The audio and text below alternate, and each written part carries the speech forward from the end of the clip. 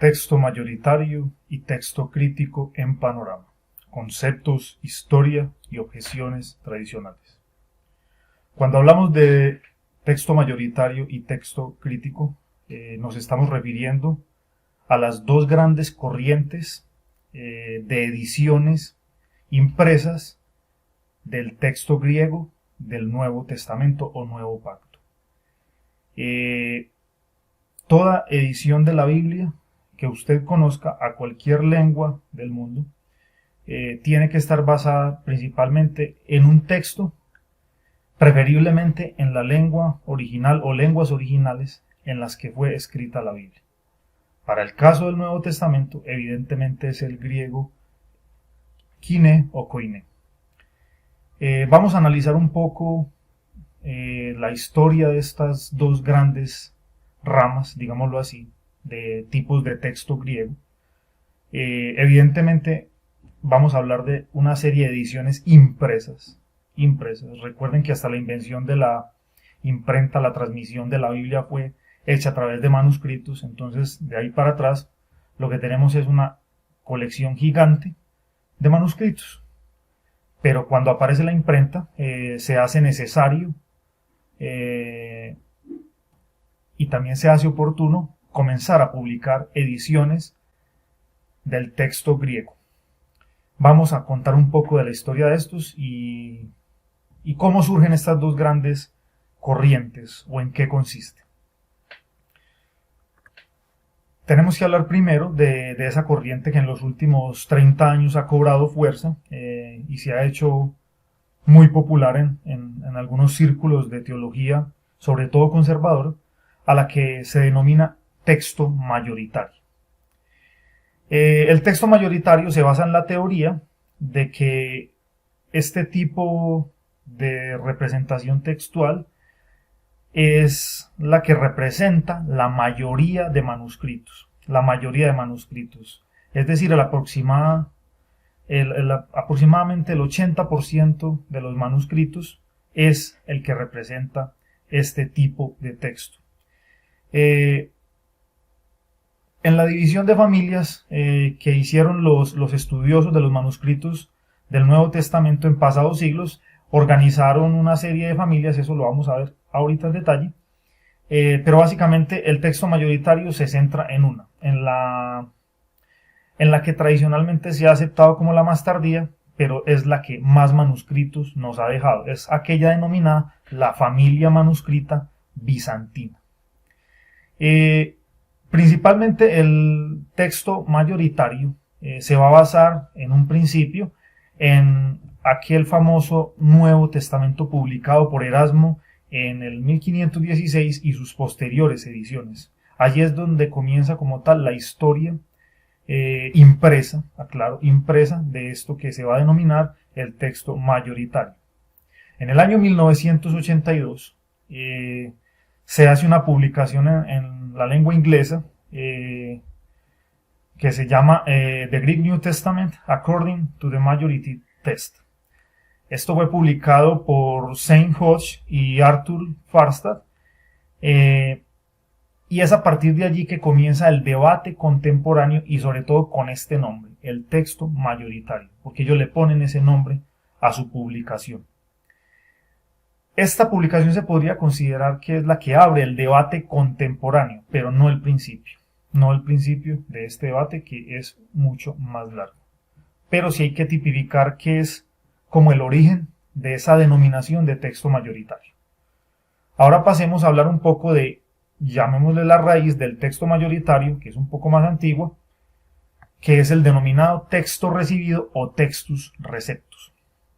El textus receptus es denominado así por la publicación que hicieron los hermanos Elsevier en el año 1633, y allá hay un texto en latín donde se le denomina textus receptus o texto recibido. Esta publicación está basada a su vez en la edición de Teodoro de Beza de 1565.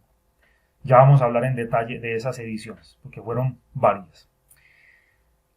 El textus receptus como tal tiene su raíz y origen en la publicación del Nuevo Testamento de Erasmo en 1516. ¿Por qué es importante esta publicación? En el argot de la filología o la crítica textual es importante porque es la edición Princeps.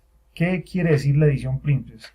Es la primera impresión de una obra literaria antigua. Es la primera impresión que se hizo después de la invención de la imprenta. Recordemos que la imprenta aparece en Occidente aproximadamente a mediados del siglo XV, por allá año 1450, y se tardó bastante en que se produjeran los tipos móviles que usaba la imprenta para poder hacer este tipo de impresión, es decir, un texto en griego.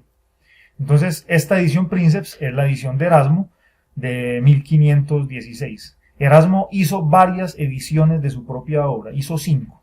Los años están así, 1516, 1519, 1522, 1527 y la última en 1535. Estas las hizo el propio Erasmo, ¿cierto? Revisando su texto. La edición de 1527 de Erasmo es bien particular porque pudo cotejar su versión con la Políglota Complutense editada por el Cardenal Cisneros.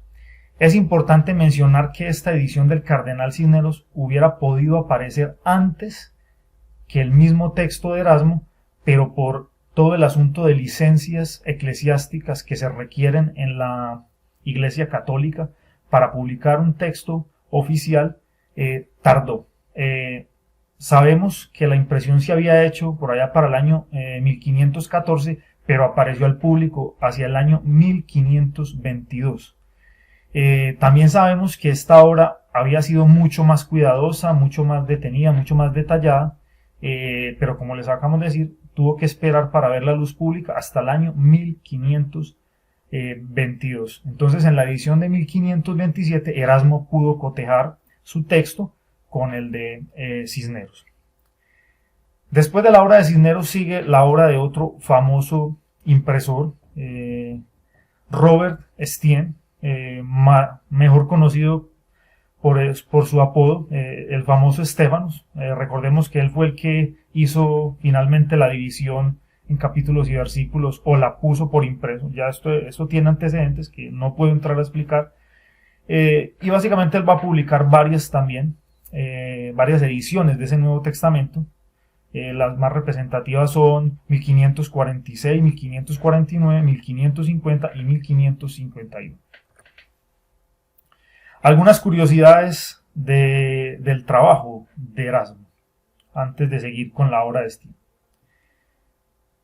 Es muy importante mencionar que, no para mal o para bien, no con el ánimo de juzgar, que la obra de Erasmo, su primera y segunda edición, fueron dedicadas al Papa. Eso es importante que lo tengamos presente, porque, a ver, una crítica o ataque de las personas que atacan el denominado texto crítico es que se basó en 2 manuscritos que tenían los católicos. Entonces, aquí tenemos un asunto. Venga, el supuestamente texto del otro bando se lo dedicaron al Papa. Entonces, todos estos textos tuvieron, querrámoslo o no, que ver con el catolicismo. Siempre desde la época renacentista hubo un afán por empezar a recopilar y a coleccionar manuscritos y a empezar a revisar todo esto. Entonces hay una cita que quiero leer para ustedes, allí la ponemos para su lectura. En el primer periodo los eruditos se interesaban por el establecimiento de un texto griego del Nuevo Testamento, que terminaba con el Textus Receptus. En la segunda etapa, el interés se concentró en la búsqueda de manuscritos para enriquecer el Textus Receptus. Y en una tercera y última etapa, el interés se enfocó en el texto de los autógrafos, es decir, los escritos originales, lo que salió de la pluma del apóstol Pablo, lo que salió de la pluma de los evangelistas, que recordemos que se perdió, no existe, no tenemos conocimiento de ello. Lo que tenemos son copias en los idiomas originales, pero los originales como tal no los tenemos. Eso es importante que lo tengamos claro. Pongo para ustedes allí una curiosa carta de Erasmo de Rotterdam, dirigida precisamente al Papa León X. La carta está fechada el 8 de agosto de 1516, hablándole sobre su edición del Nuevo Testamento en griego. Y no la voy a leer toda, allí la dejo para que la lean, la pueden consultar, pero quiero llamar la atención sobre algo. Él le habla al Papa de esa edición bilingüe que se había impreso a principios de ese año, y él le hace énfasis en que es una edición en griego y en latín, porque Erasmo, la intención más importante de él era reforzar y darle publicidad a su texto en latín. Él era especialista en latín más que en griego. Eso también es algo que debemos tener muy claro. Admite varias cosas interesantes Erasmo de Rotterdam allí en esta carta. Cito algunas frases.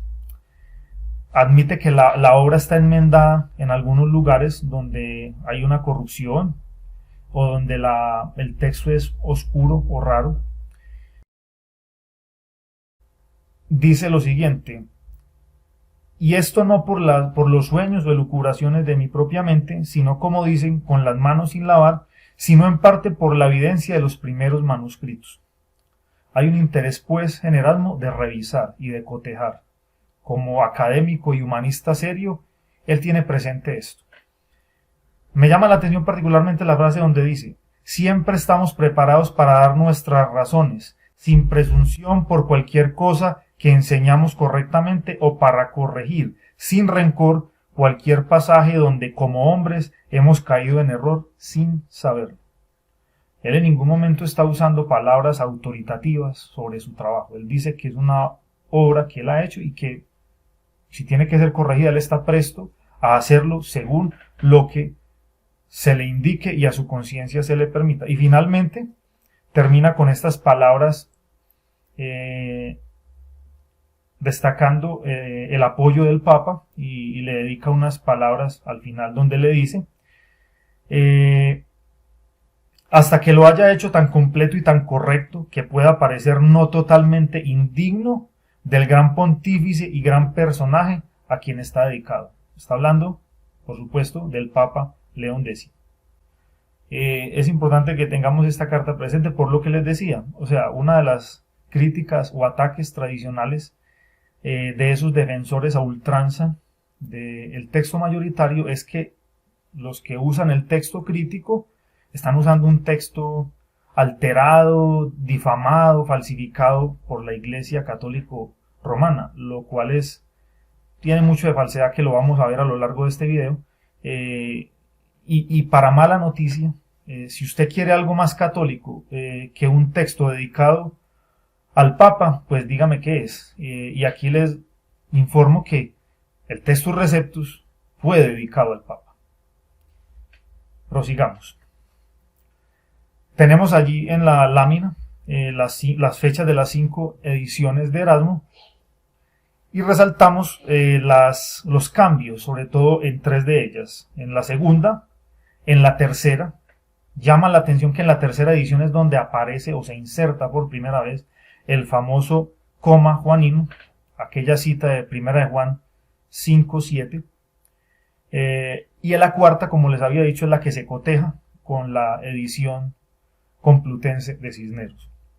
También es importante reconocer qué había a disposición allí en el siglo XVI, porque tampoco es culpa o mala intención todo, también es de entender qué tenían ellos para trabajar y con qué podían hacerlo.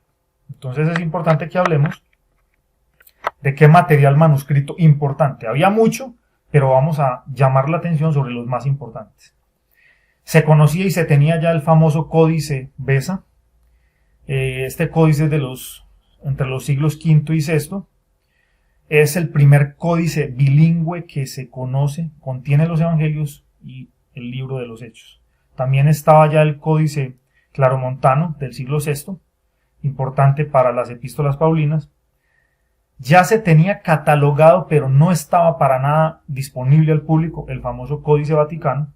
Tenemos noticias de que estaba catalogado ya desde el año 1475, pero este códice se puso a la luz pública o a disposición del estudio público en el año 1889, o sea que por acá no cuenta. Y es importante mencionar que para aquella época no se conocía ninguno de los papiros. Los papiros van a ser muy importantes por encima de los códices porque van a ser siglo, siglo y medio más antiguos que los códices. Pero eso lo hablaremos en otro estudio en detalle. Continuando con esa historia del Textus Receptus y las ediciones que estaba haciendo Estienne o Stephanus, merece especial atención la de 1550. ¿Por qué? Para esta edición, Stephanus usa dos ediciones de las de Erasmo, la cuarta y la quinta, y además coteja su edición con el trabajo de Cisneros, es decir, la Complutense, y además lo compara con otros manuscritos a los que tuvo acceso. Y lo más interesante es que al pie de página de su impresión puso un aparato crítico. Es decir, una comparación de lecturas, una comparación de manuscritos, lo que decían los unos comparado con lo que dicen los otros. Ahora vamos a hablar un poco de las ediciones de Teodoro de Beza. ¿Quién era Teodoro de Beza? Amigo de Calvino, muy importante personaje para la historia de la Reforma, sobre todo en ese núcleo allí en Ginebra. Hizo al menos 9 ediciones del Nuevo Testamento entre 1565 y 1604 y se basó en la edición cuarta de Stephanus, es decir, la del año 1551. Va a ser importante el trabajo de Teodoro de Beza y también por su actividad teológica porque va a comenzar la idea o va a generar la idea de que esas ediciones que empieza a hacer él allí en Ginebra van a tener un carácter autoritativo y esto les va a ir agregando un carácter de incuestionabilidad para que lo tengamos presente. Se sigue la obra, también podemos citar las obras de los hermanos Elsevier, que ya mencionamos una, es la que a la final le va a heredar el nombre al Textus Receptus, la edición de 1633, publicaron su primera edición en 1624, basada en la edición de Teodoro de Beza de 1565. Todas están relacionadas, o sea, todas se basan las unas en las otras, y hasta aquí estamos hablando de eso que se llama texto recibido, Textus Receptus. Hasta aquí no hemos contado menos de 20 ediciones. Aquí llaman 20 ediciones impresas de un texto griego, todas con ese origen en las ediciones de Erasmo de Rotterdam, pero todas van conectadas. Algunas curiosidades. Teodoro de Beza tenía a su disposición, de hecho por eso se le puso ese nombre, el famoso Códice Beza, que en aquel entonces se llamaba Códice Cantabrigiensis. Y resulta que él, revisando este manuscrito, le pareció muy excéntrico, entonces como, entre comillas, le estorbaba, se lo regaló a la Universidad de Cambridge, y con una carta, con una frase particular, y en esa carta decía que le entregaba ese manuscrito, se lo regalaba a la Universidad de Cambridge porque allá sabrían qué hacer con un manuscrito tan excéntrico. Otro dato, la edición de 1598 de Teodoro de Beza fue clave para la traducción de la King James, aquella famosa edición de la Biblia al inglés, muy importante para algunos círculos evangélicos hasta nuestros días. Ahora pasemos a hablar de ese otro gran espectro o la otra gran rama de bases textuales. Ya hablamos de todo lo que tenía que ver con el texto mayoritario y el texto crítico, que se podría decir que van muy conectados, muy de la mano. Ahora pasemos a la otra gran rama. Bueno, ahora vamos a hablar de ese otro gran cuerpo de ediciones impresas al que se denomina texto crítico. Al igual que para el texto mayoritario y el Textus Receptus no es una sola edición impresa, sino un grupo. Es importante tener claro que esta división que nosotros hacemos aquí realmente es una división artificial. Y hay una supuesta pelea entre las dos familias que realmente es un asunto más teológico que científico. Entonces tenemos que entender que fue una metodología que fue cambiando y avanzando con los siglos. Entonces es de entender que el Textus Receptus es como se hizo en el siglo XVI y XVII, pero que conforme fue avanzando el conocimiento, la metodología, eso fue cambiando. Obviamente siempre va a estar latente el debate y el discurso teológico, pero si a criterios científicos y de conocimiento nos ceñimos, hay unos avances allí. Entonces no se trata de estigmatizar tal o cual edición, sino varias formas de hacer las cosas. La metodología crítica como tal es palpable aún en el trabajo del Textus Receptus, en sus sucesivas ediciones y sobre todo en la aparición de ese aparato crítico, notas al pie de las diferentes ediciones, exponiendo variantes que se iban encontrando en los manuscritos. O sea, esto está latente allí.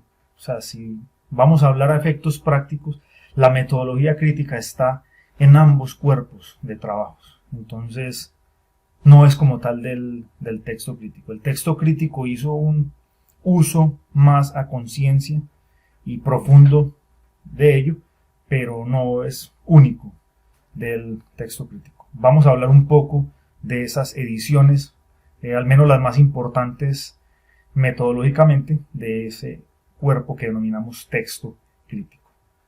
La primera, o la que inaugura esto, se podría hablar de que es la obra de Brian Walton, en el tomo 6 de su edición políglota del año 1657. Él va a comparar alrededor de 15 manuscritos y va a poner esas variantes allí en este tomo 6. Pasamos ahí a la obra de John Mill, otro inglés. Esta obra va a ser icónica porque va a exponer la módica suma de 30.000 variantes. Esta publicación va a desatar un verdadero debate teológico, inclusive va a poner en jaque la fe de muchos que van a quedar conmocionados, como que en el Nuevo Testamento hay 30.000 variantes. Entonces va a haber una especie de debate teológico sobre la ortodoxia de este tipo de personajes y varias personas van a entrar en crisis de fe. Lo pueden analizar allí en libros de historia del cristianismo, pero también motivó a otros estudiantes, a otros estudiosos a profundizar. Hubo varios, algunos se les acusó de que habían dejado de creer en la palabra del Señor, que eran ateos, bueno, lo común, digámoslo así. Algunos inclusive perdieron su posición eclesiástica, fueron destituidos. Seguimos de paso a la obra de Edward Wells. Edward Wells va a ser importante porque va a ser el primero que se va a apartar sistemáticamente, no totalmente, del Textus Receptus como base textual, y se va a apartar en al menos 210 ocasiones del Textus Receptus. Va a preferir lecturas atestiguadas por manuscritos más antiguos. Paso seguido vamos con la obra de Johann Bengel. Bengel va a ser importante por sus proposiciones metodológicas. Él va a proponer algo tan importante como que hay que organizar los manuscritos de alguna manera, que es imposible llegar a un estudio o profundizar en un estudio científico del Nuevo Testamento si no se organizan y se catalogan los manuscritos. Él va a hacer una primera división y los va a catalogar en dos grandes familias a las que denominó la asiática y la africana. A efectos prácticos, la asiática va a ser la que luego se va a conocer como la bizantina y la africana va a ser la conocida luego como la alejandrina. Esto lo hizo en su edición de 1734, donde propone el principio, que va a ser desarrollado posteriormente por otros, de las tablas genealógicas de manuscritos, es decir, las bases de lo que se va a denominar después el método genealógico. Esto es importante que lo tengamos claro. Ahora pasamos a la obra de otro crítico textual. Jacob Bethlen publica su edición en 1752 y es famoso por la frase que dice que los manuscritos deben ser evaluados por su peso y no por su número. En otras palabras, los manuscritos deben ser sopesados, no contados. También se le distingue por ser el que explica claramente el principio de la crítica textual del usus scribendi. El usus scribendi es que cuando vamos a analizar un manuscrito, tenemos que analizar a su autor y mirar cuáles eran las particularidades que tenía este autor a la hora de escribir para poder distinguir sobre todos los manuscritos y sobre todo en las variantes textuales cuál tenía más probabilidad de ser de ese autor. Entonces se analizaba al autor obviamente desde el texto y su forma particular e individual de escribir. Y esto debía tenerse en cuenta a la hora de elegir esas variantes textuales. O sea, ya se comienza no solamente a coleccionar manuscritos, a coleccionar variantes, sino a tratar de establecer un método para saber cuál elegir. Entonces, por eso allí comienzan a ser importantes estos personajes. Seguimos con la obra de Salomon Semler. Es importante porque él fue el que catalogó definitivamente los manuscritos del Nuevo Testamento en 3 familias: la alejandrina, la oriental y la occidental. A él se le asigna pues esta división. Posteriormente uno la van a dividir en 4, pero básicamente son 3 familias en las que todos los eruditos pues encasillan los manuscritos del Nuevo Testamento. Llegamos ahora a la obra de Johann Griesbach. Este sujeto es muy importante. Va a ser uno de los estudiosos más exhaustivos de la transmisión del texto bíblico, del Nuevo Testamento. Va a afianzar esa idea de 3 familias, la alejandrina, la occidental y la bizantina. Y además va a ser el compilador de las normas de la crítica textual. Él va a compilar 15 normas que hasta el día de hoy los filólogos y los críticos textuales las tienen casi como canónicas, digámosle así, por usar un término del argot eclesiástico. Obviamente muchas de sus ideas se han replanteado, se ha avanzado, pero es súper importante por este paso metodológico y su trabajo. Este trabajo se puede evidenciar claramente sobre todo en la introducción, el prefacio de la segunda edición de su Nuevo Testamento del año 1796. Siguiendo hacia adelante en el tiempo, nos encontramos con otra obra súper importante, la obra de Karl Lachmann. Karl Lachmann se le considera el antes y el después. Casi que la filología bíblica y en general la filología tiene un antes y un después de la obra de él. Sus aportes puntuales: afianzó y consolidó el método genealógico de catalogación de manuscritos. Esto en el argot técnico de la filología se conoce como la estemática, o sea, la organización en árboles genealógicos de manuscritos, y allí va a radicar la importancia de la obra de Lachmann. Lachmann va a abrir una escuela, cuando me refiero a una escuela me refiero a una línea de estudio, una manera de estudiar, que va a tener una saga de seguidores hasta los días de hoy en la filología. También ha tenido sus contradictores, pero un autor afirmaba que la crítica textual después de Lachmann se basa en defenderlo o atacarlo a él. Todos los críticos textuales a partir de Lachmann tienen que ver de manera directa o indirecta con su obra. Su edición del Nuevo Testamento fue publicada en 1831. Y un detalle importante, aquí ya no es que se haya perdido el deseo, pero se aterrizó como en algunas concepciones de las posibilidades que nos permitían los manuscritos. Entonces él se propuso modestamente no reconstruir el texto original, sino el texto como era conocido en el siglo IV. El texto del Nuevo Testamento como era conocido en el siglo IV, por lo que la evidencia manuscrita le permitía hacer. A modo particular me parece muy honesto esto. Paso seguido, evidentemente tenemos que hablar de la obra de Westcott y Hort, publicada en 1881, célebre porque se apartó definitivamente, no consideró el Textus Receptus casi para nada, salvo para decir que era muy corrupto y otras cosas más que conocen bien y lo podrán ver en videos de detractores de Westcott y Hort. También son célebremente conocidos por los detractores del texto crítico por sus prácticas ocultistas.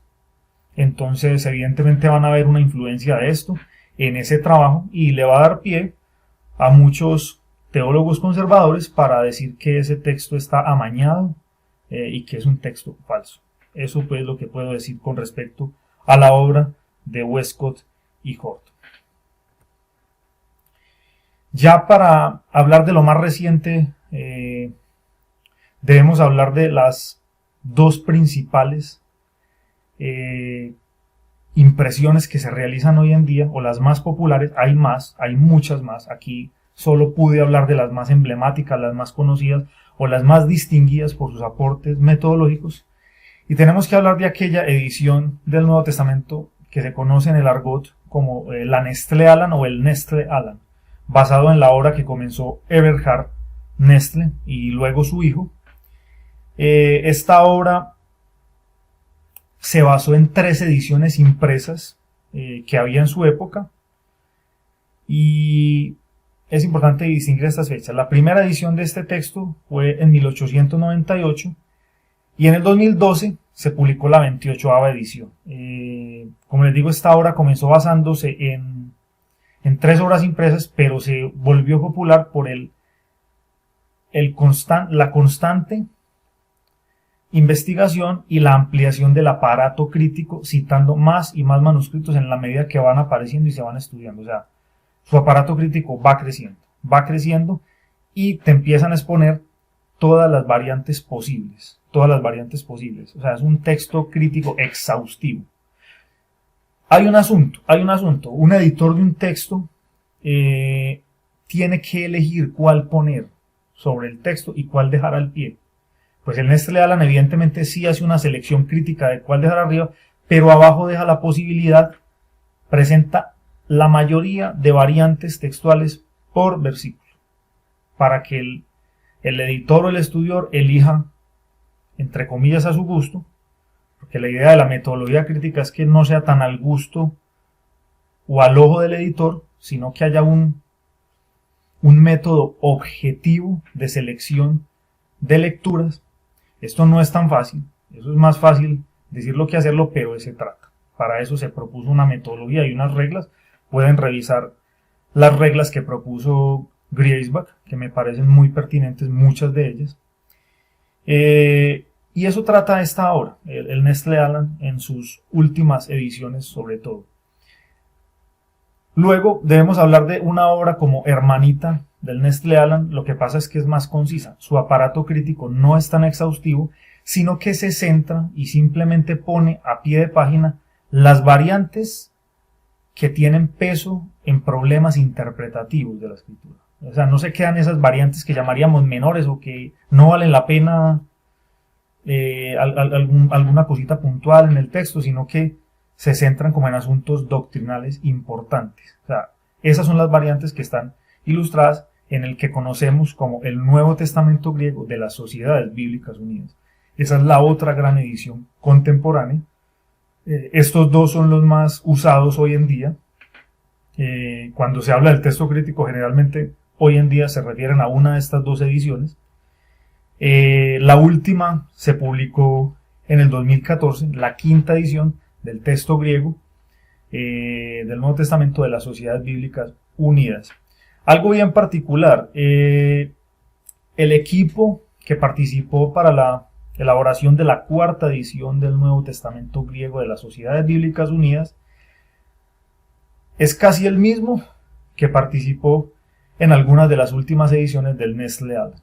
Es casi el mismo, o sea, es el mismo corpus de eruditos, solo que la diferencia está en la exhaustividad del aparato crítico y el público al que se dirige.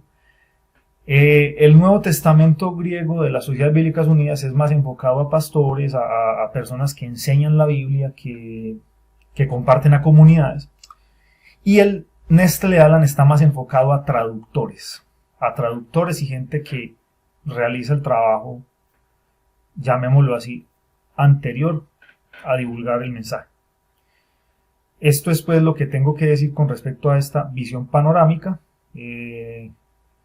A continuación veremos otros detalles que debemos considerar en este análisis sobre el texto mayoritario, el textus receptus y el texto crítico.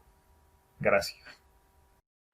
Saludos queridos hermanos, mi nombre es Jesús Mendoza. A mí me toca la sección de crítica textual, importancia del estudio crítico. Parece que es una de las secciones más importantes, no por poco, dentro de la apología cristiana y dentro del estudio teológico del texto crítico. No solamente por el hecho de que muchas de las cosas que aquí se van a expresar no son un debate del siglo XXI, han sido debates desde sus inicios. Por eso es que existen variables textuales, por eso es que existen interpolaciones, por eso es que existen omisiones, añadiduras, ¿no? Y claro, a lo mejor en primera instancia mucho nos puede caer bastante pesado la idea de que sí, en efecto la palabra de Dios ha sufrido alteraciones, ¿no?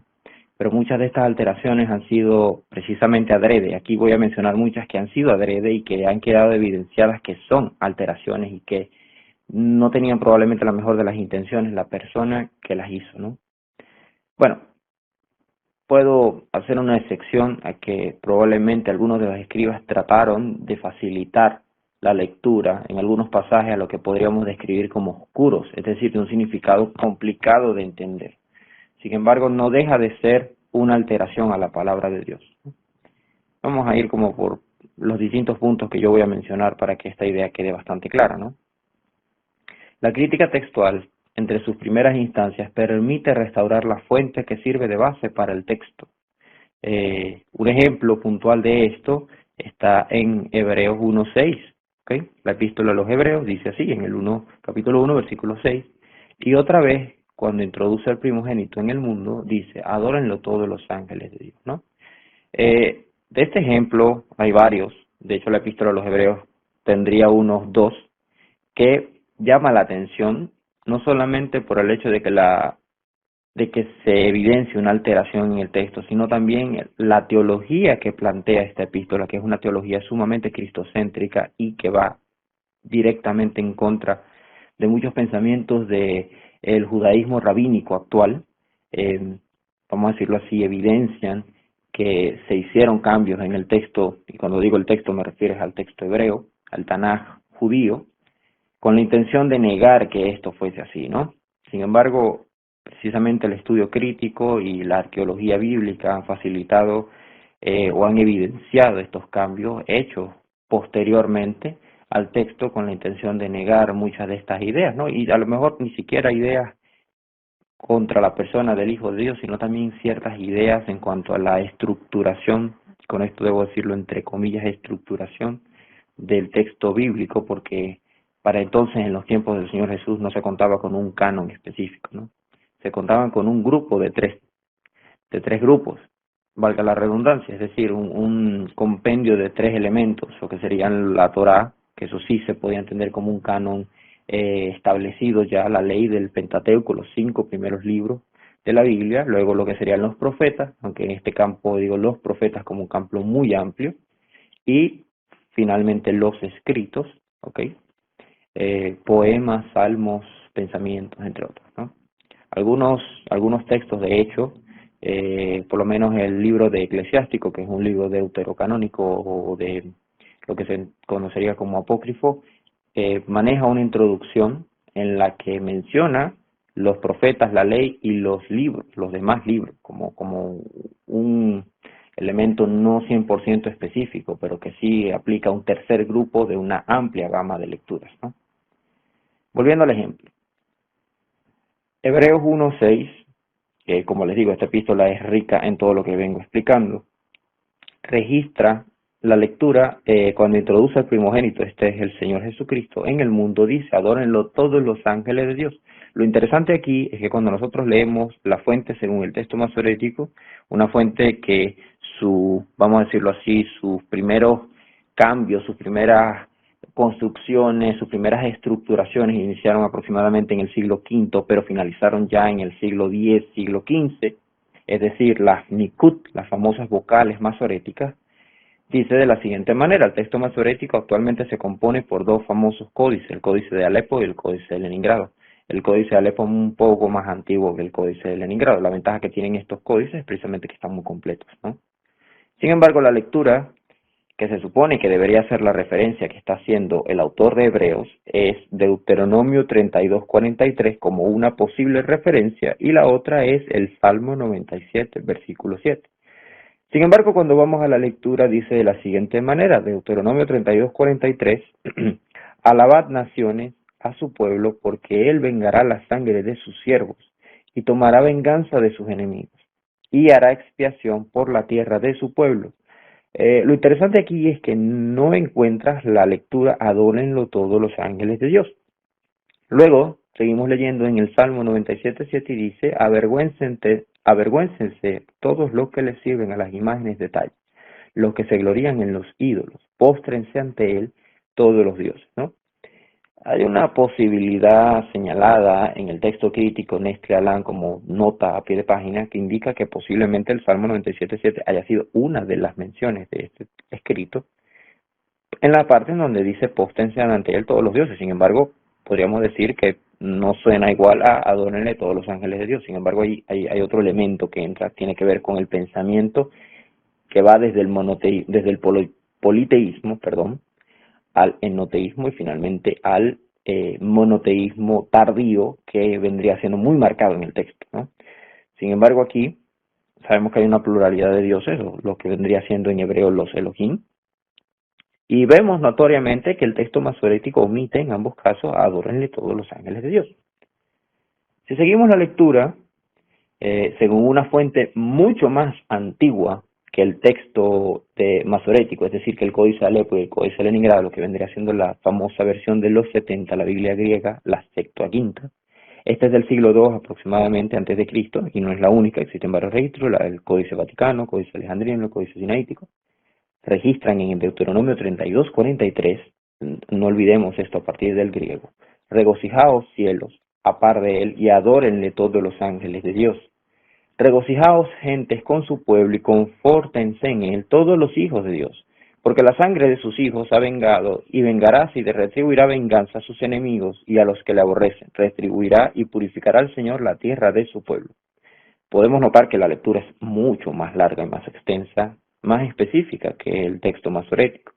Cuando nos vamos al Salmo 97:7 también tenemos una lectura relativamente diferente. Dice así: confundidos sean todos los que adoran esculturas, los que se glorían de sus ídolos, adoradle todos sus ángeles, ¿no? Es interesante porque en efecto aquí vemos una lectura diferente, allí señalada en el griego, que finaliza con angelou to theou, es decir, los ángeles de Dios. ¿Y qué es lo interesante? Pues, adórenle ustedes ángeles de Dios, que vendría siendo la lectura casi copiada en Hebreos 1:6. El detalle aquí que debo aclarar es que esta es la lectura según el griego. Sabemos que el Nuevo Testamento se escribió en griego, pero la lectura que ellos están teniendo no es necesariamente la de la Septuaginta. Por mucho tiempo se podría discutir el hecho de que el texto masorético tiene un registro hebreo y que esa es la ventaja, es hebreo, no la Septuaginta, que es griega, donde las palabras pudieron haberse cambiado. El problema que aquí vemos surge cuando la crítica textual y la arqueología bíblica meten la mano y entonces tenemos otra fuente tan antigua como la Septuaginta, inclusive más, porque es el registro más antiguo que se tiene, los famosos rollos de Qumran, o el texto de los pergaminos del Mar Muerto, que también se le conoce de esa manera, que son del siglo III antes de Cristo, es decir, del mismo tiempo posiblemente de la traducción alejandrina de la Septuaginta, donde la lectura de Deuteronomio 32:43 entre los distintos documentos o fragmentos que se han hallado registra de la siguiente manera: alégrate cielos con él, y postraos todos ustedes dioses, inclínense ante el Señor, porque él vengará la sangre de sus hijos, pagará a sus enemigos, castigará en especie a los que lo odian, limpiará la tierra de su pueblo. El registro que aquí vemos es mucho más cercano al de la Septuaginta que al del texto masorético, porque incluye la expresión Samayín, que es cielos, y también la expresión Elohim. En lugar de siervos menciona a los Elohim, es decir, a los dioses, ¿no? Griten de alegría cielos junto a él y adórenle dioses, ¿no? Esto es lo que podría decir que en un intento de parafrasear o de cambiar un poco el pensamiento lógicamente politeísta o enoteísta que está aquí, es decir, Dios sobre otros dioses, pero que también existen otros dioses, y una evidencia de esto no solamente está aquí, también está en Deuteronomio 32:8, en el registro más antiguo que está sustentado en la Septuaginta. Vemos que en un intento de cambiar la expresión un poco fuerte de adórenle todos los dioses a adórenle los ángeles de Dios, poniéndolos por debajo de su creador, se manejó una traducción diferente o por lo menos una traducción interpretativa de la Septuaginta. Sin embargo, este registro evidencia que el autor de Hebreos está citando Deuteronomio 32:43 en lugar de el Salmo.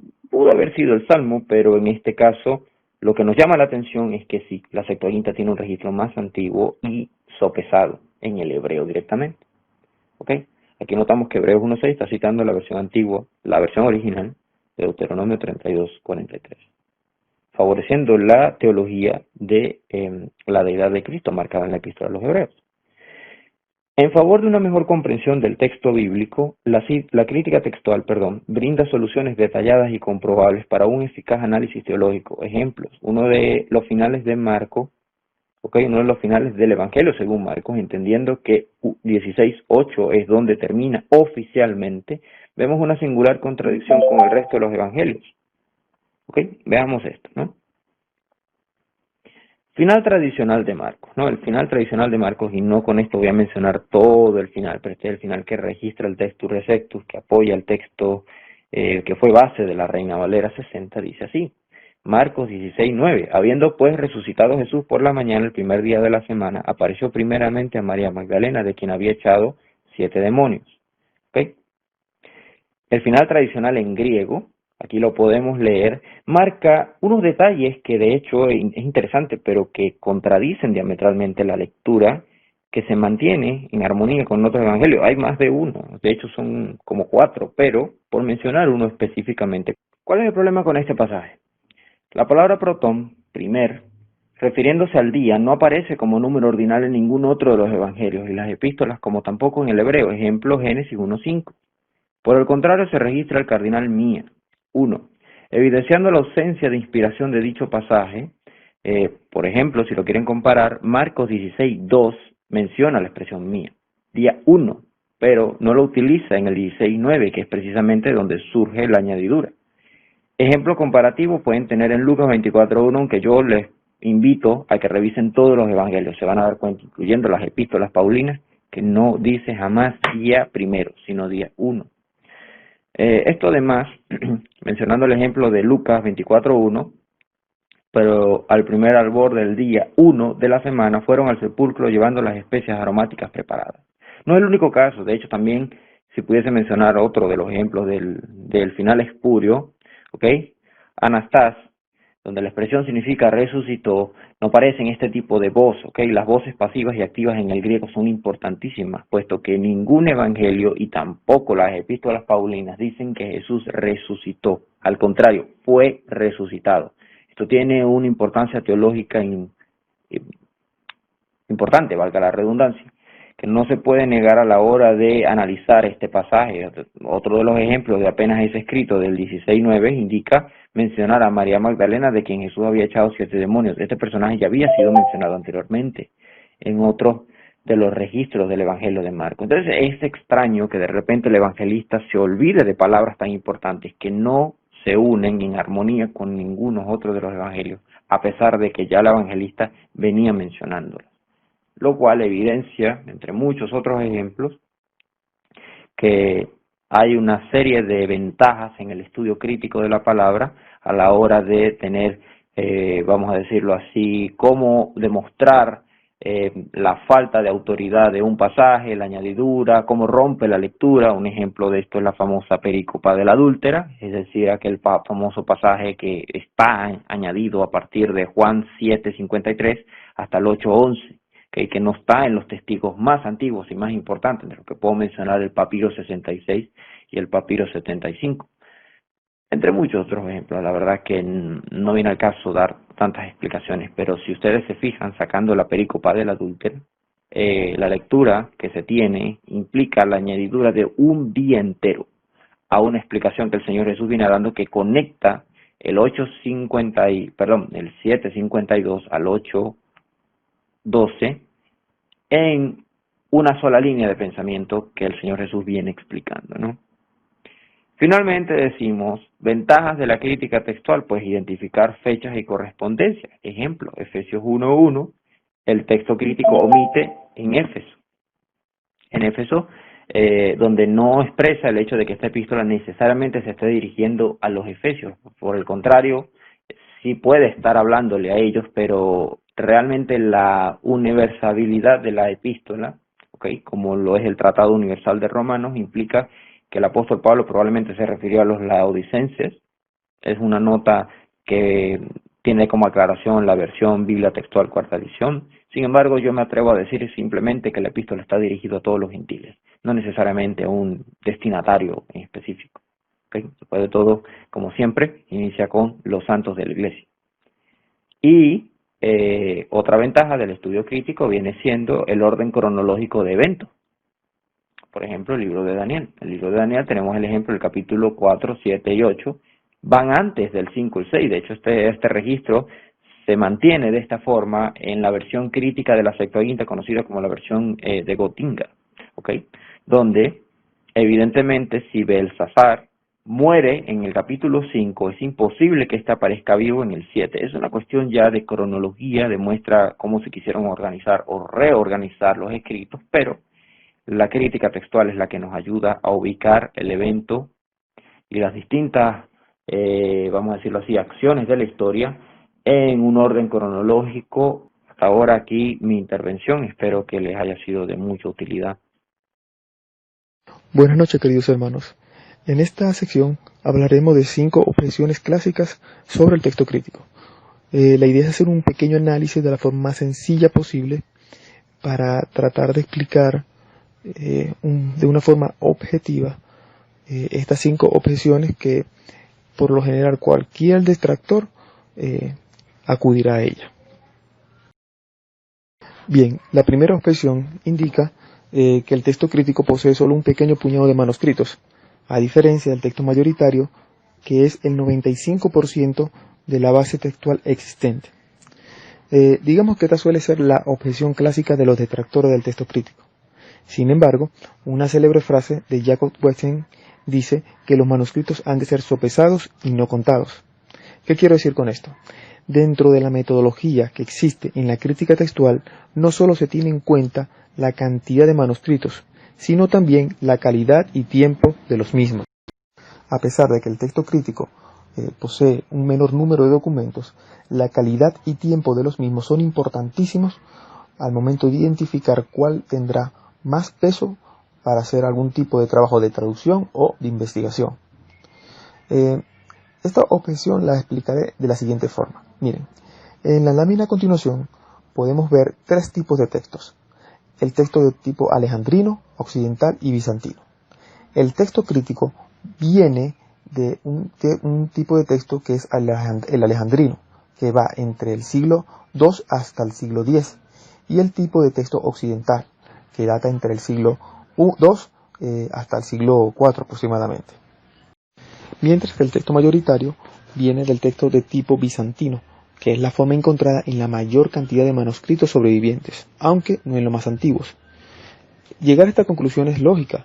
A medida que la iglesia iba expandiéndose, se necesitaban más copias y copias del texto bíblico.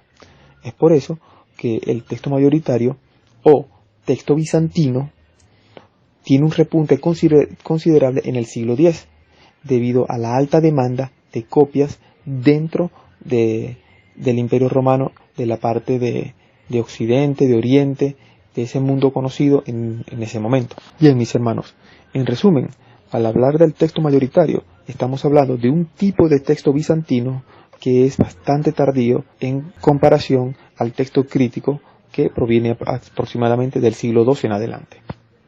En la segunda objeción tenemos que el texto mayoritario o texto tradicional, también denominado, es la continuación de los autógrafos, mientras que el texto crítico es un texto defectuoso, y esto muestra cómo Dios ha preservado su palabra a través del texto mayoritario. Digamos que esta suele ser la objeción más chistosa, digámoslo así, de todas, y parece mentira pensar de que algunos teólogos crean firmemente en ella. Quiero dejar en claro de que no me estoy refiriendo a la afirmación de que Dios ha preservado su palabra. Evidentemente Él lo ha hecho. Me estoy refiriendo a la frase de que el texto mayoritario o texto tradicional es la continuación de los autógrafos. Como mencioné en la objeción anterior, el texto mayoritario pertenece al tipo de texto bizantino. Indicar en esta objeción que viene de la línea directa de los autógrafos es muy difícil de comprobar, debido a la historia y debido a que el texto bizantino nace del texto crítico. Ahora bien, si esos manuscritos son tan defectuosos y si es todo lo que se tenía en los primeros siglos de la Iglesia, entonces digamos que esta doctrina de la preservación de las Escrituras que afirma el texto mayoritario está en peligro, porque significa que los antiguos cristianos no tuvieron el acceso a la corriente del texto mayoritario. Si uno define ahora la preservación de las Escrituras en términos del texto mayoritario, entonces uno termina con una opinión muy pobre del cuidado y soberanía de Dios en los primeros siglos de la Iglesia, ya que no tuvieron acceso a un texto puro, por decirlo de esa forma. En último lugar, las Escrituras, primero que todo, no establecen la manera en que Dios preservó su texto. Pudo haber sido en la mayoría de testimonios o en un puñado de testimonios. De hecho, teológicamente, a uno no le gustaría argumentar contra la mayoría, debido a que generalmente es el remanente, no la mayoría, quien está en lo correcto. En nuestra tercera objeción, tenemos que el texto crítico es un texto corrupto y diferente al texto mayoritario. Bien, hasta donde hemos hablado, pareciera que estuviésemos hablando de dos enemigos, o dos formas o perspectivas totalmente distintas al hablar de texto crítico o texto mayoritario. Sin embargo, no es así. Simplemente quiero explicar que al realizar un estudio de crítica textual de un versículo o porción bíblica, no se puede ver solamente la perspectiva del texto mayoritario, porque entonces estaría viendo un grupo de documentos bastante tardíos y que a nivel académico no es una forma objetiva de hacer un estudio de crítica textual a un documento. Ahora bien, hermanos, primero, el texto crítico y el texto mayoritario apenas difieren en un 2%. Es decir, ese caballito de batalla que utilizan los detractores del texto crítico al indicar que el texto mayoritario es distinto, no es correcto. El texto crítico y el texto mayoritario concuerdan en un 98%. Así que no estamos hablando de dos enemigos o dos perspectivas distintas, sino que estamos hablando de un texto de tipo alejandrino y occidental que hay que tomar en cuenta al momento de hacer crítica textual. ¿Por qué hay que tomar en cuenta? Bien, existen más de 250.000 variantes textuales en todos los documentos existentes hoy en día. Sin embargo, el gran porcentaje de estas variantes son insignificantes. Ejemplo, en un versículo puede decir Señor y en otro Jesús. La mayoría de este índole son, digamos, porciones insignificantes, por decirlo así. Sin embargo, hay algunas porciones de las Escrituras que sí tienen algunas variaciones significativas, pero no es el momento de hablar de eso. Por eso el uso de la crítica textual, para tratar de realizar la traducción que esté más cerca del original. Un estudioso encontró recientemente 52 variantes textuales en el texto mayoritario tan solo en 2 versículos. En esos casos, ¿cómo hacen los partidarios del texto mayoritario para decidir cuál es la lectura original? Si la evidencia externa es totalmente subjetiva, entonces en esos lugares el punto de vista mayoritario no tiene ningún tipo de solución, ni algún tipo de certeza en cuanto a qué fue lo que Dios dijo en ese versículo, o cuál es la palabra que hay que tomar y que hay que colocar al momento de traducir. En resumen, hermanos, si decimos que el texto crítico es un texto corrupto, entonces estamos hablando de que el texto mayoritario también lo es. En nuestra cuarta objeción tenemos que el texto mayoritario tiene su unificación en el Textus Receptus, el cual es la base de nuestras Biblias hoy en día y el más usado por los grandes teólogos existentes. Bien, esta afirmación es bastante promovida. Sin embargo, hay varios puntos que hay que colocar sobre la mesa. Primero, el Textus Receptus difiere del texto mayoritario en casi 2000 lugares y tiene varias lecturas que nunca se han encontrado en ningún manuscrito griego conocido, y decenas, quizás cientos, de lecturas que dependen de un puñado de manuscritos muy tardíos. Muchos de esos pasajes son textos teológicamente significantes, variaciones, digamos que podríamos indicar que puede dañar la doctrina bíblica. Por eso el Textus Receptus en cierta forma se aleja mucho del texto mayoritario. Si ya estamos hablando de que el texto mayoritario se aleja del texto crítico de los primeros siglos, al hablar del Textus Receptus estamos hablando de un texto que se aleja aún más de lo que podemos considerar como la base textual más antigua que existe hoy en día. En segundo lugar, el Textus Receptus nace en el tiempo de la Reforma. Esto llevó a que muchos grupos de protestantes usaran dicho texto para su trabajo de traducción. Bien, con estos dos puntos podemos llegar a una conclusión bastante simple, y es que, por ejemplo, cuando Casiodoro de Reina realiza su trabajo de traducción de la Biblia del Oso, o también llamada Reina Valera, que ojo, no estoy diciendo que la Reina Valera sea una Biblia perversa ni nada, sino que Casiodoro de Reina utiliza lo poco que tenía a la mano, y esto es el Textus Receptus. En conclusión, Casiodoro de Reina hizo lo mejor que pudo con lo mejor que tuvo. En aquel entonces no se tenían los más de 5000 documentos encontrados hoy, los diccionarios digitales que tenemos hoy, toda la tecnología y todas esas herramientas para poder hacer crítica textual y la libertad de hacerlo, porque en aquel entonces eran perseguidos. En sí, a lo que quiero llegar es que básicamente muchas de las Biblias que hoy utilizamos, que vienen del Textus Receptus, es más por tradición que por un estudio crítico y objetivo de la base textual con que se realizaron la mayoría de las Biblias que hoy usamos, como la King James, la Reina Valera y entre otras. Por último, en nuestra quinta objeción, tenemos que el texto crítico elimina versículos que hablan acerca de la deidad de Cristo y daña la doctrina bíblica. Bueno, por razones de tiempo no podremos desarrollar este punto como me gustaría. Sin embargo, es el punto en el que tengo más que hablar, debido a que la crítica textual hace exactamente lo contrario. Hay que ser sinceros en algo, hermanos.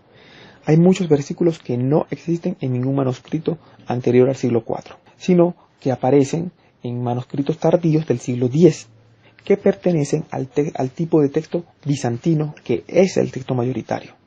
Hay palabras que han estado mal traducidas por siglos, tiempos verbales errados, frases que si las buscamos en los manuscritos o códices o papiros más antiguos no están. Entonces esto nos tiene que llevar a, de alguna forma, a hacer un estudio objetivo de crítica textual de qué es lo que quiso decir Dios en cierta porción bíblica. Ahora, ejemplo, tenemos versículos donde dice Dios en un manuscrito del siglo X, pero en otros manuscritos del siglo IV y papiros del siglo II dice Jesús. Si yo cambio Dios por Jesús, no estoy quitándole deidad a Cristo, simplemente estoy colocando lo que el manuscrito más antiguo dice. Aquí no se trata, hermanos, de querer quitar la deidad de Cristo o no, simplemente se trata de colocar lo que el manuscrito o papiro más antiguo y más confiable dice, diga lo que diga. Por eso, en mi opinión, la ignorancia infinita de algunas personas hacen ver como que el texto crítico trae otro evangelio, y no es así. Por otro lado, el texto crítico habla de la deidad de Cristo en muchas partes que el texto mayoritario no lo hace, y lo ha perdido por su corrupción. En nuestro primer ejemplo tenemos Apocalipsis 1:11, citado de la Reina Valera, que proviene del texto mayoritario. En este versículo Jesús dice: yo soy el alfa y la omega, el primero y el último. Si lo leemos desde la Biblia textual, tercera edición, que posee o proviene del texto crítico, esa afirmación de Jesucristo no está. Y siempre que viene un detractor del texto crítico, indica de que dicho texto daña la figura del Señor Jesucristo al no colocar yo soy el alfa y la omega, el primero y el último. Sin embargo, haciendo un estudio exhaustivo por expertos en griego y por expertos que han ido a los manuscritos y a los papiros más antiguos, se han dado cuenta de que esa porción no es bíblica. No es que el texto crítico quiera dañar la figura del Señor Jesucristo, sino que simplemente esa porción no está. Sin embargo, muy importante, se dieron cuenta que eso es una transpolación. En Apocalipsis 22:13, citado del texto crítico, sí aparece la frase: yo soy el alfa y el omega, el primero y el fin, el principio y el fin, y el primero y el último. Así que si lo vemos en Apocalipsis 22:13, en el texto crítico sí aparece esa porción, lo que nos lleva a deducir que de alguna forma en algún punto hubo una transpolación del texto. Y eso ha sido encontrado en los manuscritos más antiguos. Al estudiar Apocalipsis 1:11 no está esa frase, sino que cuando se ve el texto mayoritario del tipo bizantino, aparece esa frase allí, pero anteriormente no estaba. Entonces la frase sí está, el texto crítico sí está diciendo que Jesús es el alfa y la omega, el principio y el fin, el primero y el último, pero lo que hace es arreglar dónde lo dice y dónde no lo dice. En nuestro segundo ejemplo tenemos 1 de Timoteo 3:16. Dice la versión Reina Valera, que viene del texto Receptus, que a la vez viene del texto mayoritario: Dios fue manifestado en carne. Mientras que si leemos el mismo versículo, pero utilizando la BTX3, Biblia textual, que proviene del texto crítico, dice: Él fue manifestado en carne. Este es un texto muy utilizado por los detractores del texto crítico, debido a que cambia la palabra Dios por la palabra Él. Ellos suelen decir que este versículo niega la deidad de Cristo y está rebajando de alguna forma a Cristo y lo está colocando como cualquier ser humano. Sin embargo, a nivel objetivo, debemos entender algo.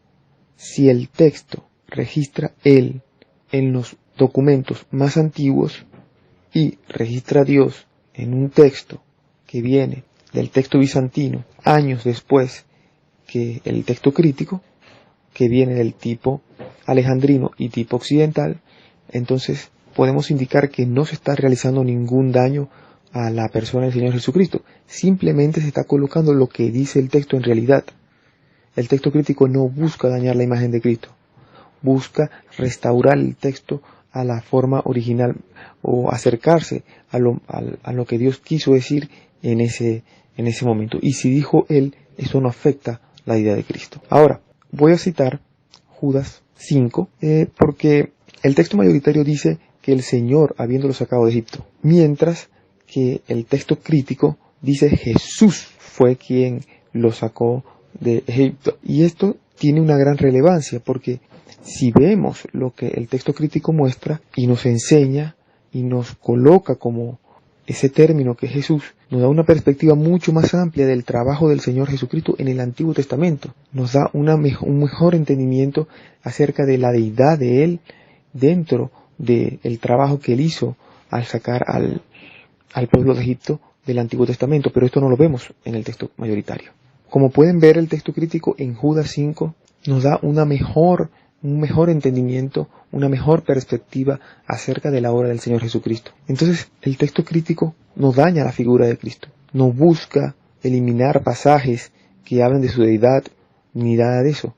Lo que busca es restaurar el texto a su forma original, o acercarse a lo más posible a lo que la persona quiso decir, a lo que Dios quiso decir en ese momento, y la persona colocó, escribió, y posteriormente, lamentablemente, en algún punto hubo algún tipo de corrupción. En conclusión, hermanos, hay que dejar algo en claro. Nuestro texto no es bueno al 100%, pues contiene alteraciones. En los más de 5.700 documentos hay aproximadamente 250.000 alteraciones, también llamadas variantes textuales, por lo que requiere ser revisado y mejorado en mayor medida cada vez más. Nuestras versiones son producto de copias. No tenemos el manuscrito original de Mateo, lo que escribió original Lucas, Juan, no lo tenemos. Ninguno de los manuscritos originales de la escritura existen en la actualidad, y las copias existentes difieren unas de las otras. Con esto, lo que quiero decir es que el trabajo de crítica textual debe ser revisar todos los documentos que tenemos y no simplemente una parte de ellos, como lo hacen los que abrazan el texto mayoritario. ¿Qué sucede? Nosotros, los que abrazamos el texto crítico, tampoco rechazamos el texto mayoritario. Simplemente nos damos cuenta que por su avance tardío en la historia y por el tipo de texto que tiene y la corrupción generada por la teología de la Iglesia en ese momento, queda un poco descartable utilizar ese texto de manera a ciegas, sino utilizar también los papiros y manuscritos y documentos más cercanos al original. En nuestra última lámina les vamos a dejar la bibliografía utilizada para este video, libros, un link donde pueden corroborar toda la información aquí dicha, y es un paso para entrar a este mundo de la crítica textual, para entender mejor toda la metodología que existen dentro de la traducción bíblica, que no simplemente es por mero capricho colocar una u otra palabra, sino que todo tiene un porqué y al mismo tiempo tiene unas reglas. Les invitamos a que sigan participando en nuestra página web, participando aquí en nuestro canal de YouTube, participando activamente en nuestros seminarios, y estén pendientes de todos los videos y toda la información que estaremos subiendo posteriormente. Muchas gracias a todos, que el Señor los guarde, los bendiga, y será que nos veamos en un próximo video.